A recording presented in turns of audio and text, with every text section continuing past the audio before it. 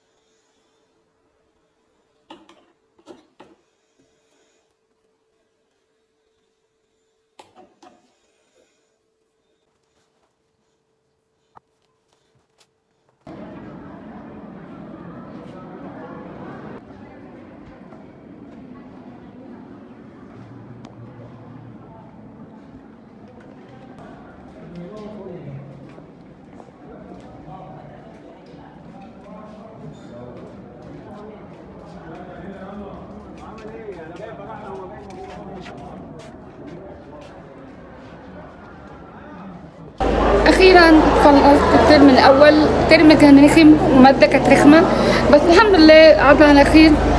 وكنت هعيط عشان الامتحان فعلا كان رخم قوي. اخر ماده حبيت تختمها معايا بطريقه مش لطيفه خالص، بس الحمد لله. وانا فقت لكم خلاص، يعني خلاص انا فقت لكم. ايه رايكم؟ يعني قوي كانت عظمه، بس الامتحان كان وعايزه اقول لكم بقى انا النهارده عملت حاجه جديده قوي، بس الجو كان حر بصراحه، بس المهم يعني انا النهارده رحت العتبه، طبعا كلنا عارفينها اللي هي فيها حاجات كتير قوي بسعر رخيص جدا.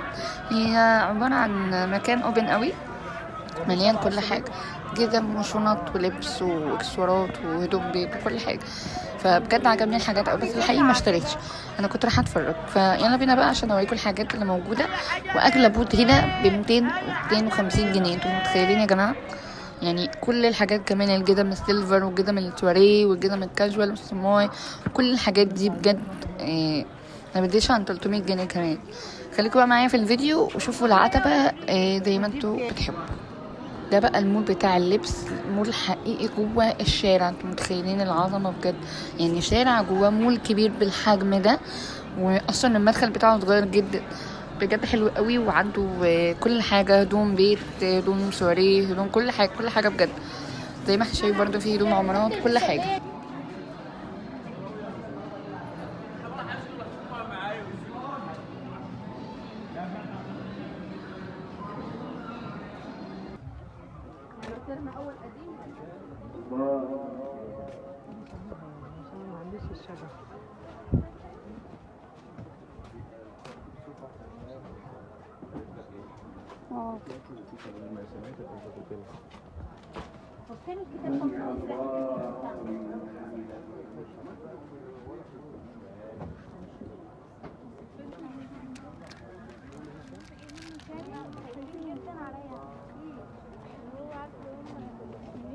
وبكده يكون يومنا خلص النهارده. حقيقي حبيت اعمل تجربه جديده، ورب يكون الفيديو عجبكم.